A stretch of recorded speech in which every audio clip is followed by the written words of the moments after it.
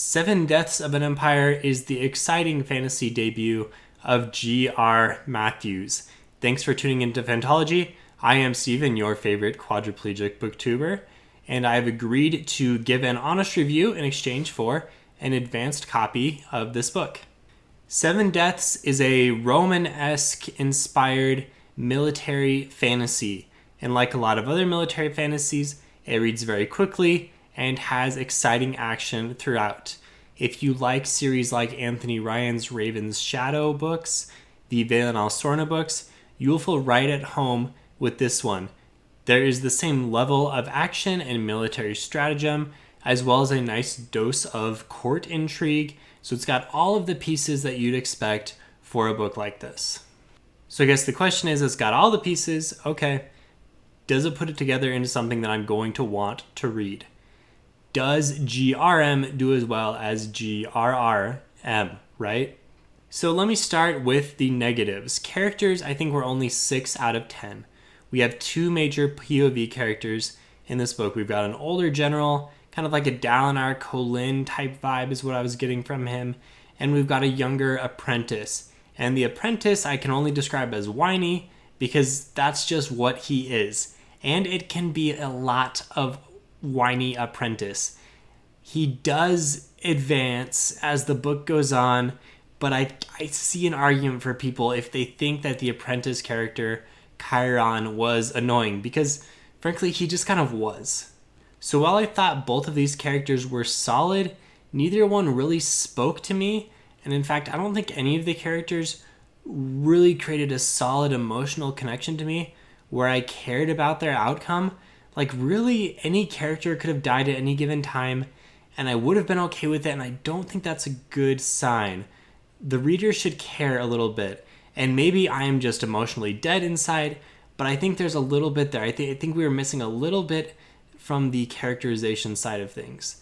Additionally, I thought there were a few characters who were just comically unhinged, just like way too much crazy, and it was just so unbelievable, and you'll know who I'm talking about if you've read the book.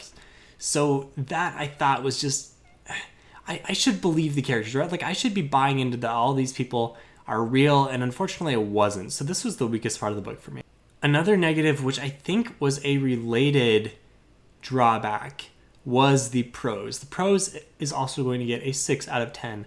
I thought a lot of the dialogue was pretty wooden, and the descriptions were just kind of generic, and I had a hard time really getting into the world, like really immersing into the writing. I think the writing needs to be tightened up. So certainly it was a professionally done published work, not like a self-published, not a poor self-published effort, I should say, because there are a lot of great self-published efforts out there. I thought this was well done, but the writing was definitely not outstanding, and even, like, I would say, could be improved. Okay, so what did it do well? The setting. The setting gets a 7 out of 10.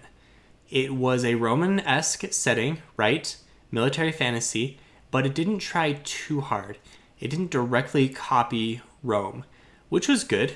We don't need that. It had all of the familiar bones to a Roman type of culture, and it didn't try too hard. It had some different kind of unique twists on it, so very solid. I thought the magic, especially, was pretty cool. The religion was fairly basic, but was solid and fit into the context of the story. The magic also had some really cool battle magic type stuff going on, so nicely done there in the setting. Okay, now getting up to the really good stuff, the plot gets an 8 out of 10. The plot was not, again, didn't try to do too much, but provided the vehicle to which the story really took off.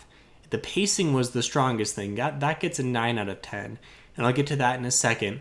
But I thought the plot was what made the pacing work, right? It didn't have too many twists. There were enough to allow the story to just keep on going, keep on flying down the rails. So nicely done there. I do knock it a little bit because there were a couple twists that I didn't think landed as well. There were a few things that I thought were like fairly obvious, and then it wasn't that thing after it was just hinted so strongly.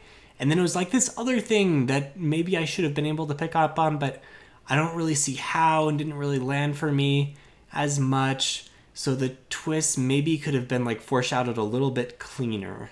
Okay, so pacing, again, like I said, outstanding, 9 out of 10. It's what kept me reading. It's what kept me turning pages after the end of every chapter. It was like binging a TV series, almost, with a cliffhanger. Not always a cliffhanger, but always like another thing that was happening that really just moved the action right along. So within the context of the military fantasy story, it really worked. So if any of this stuff intrigued you, please check out Seven Deaths of an Empire. Again, this is a new author, new fantasy author that I'd really like to see do well. So thank you again for the advanced copy. You can check out Phantology's other reviews at www.phantologybooks.com and chat with us. Let us know what books you would like us to review.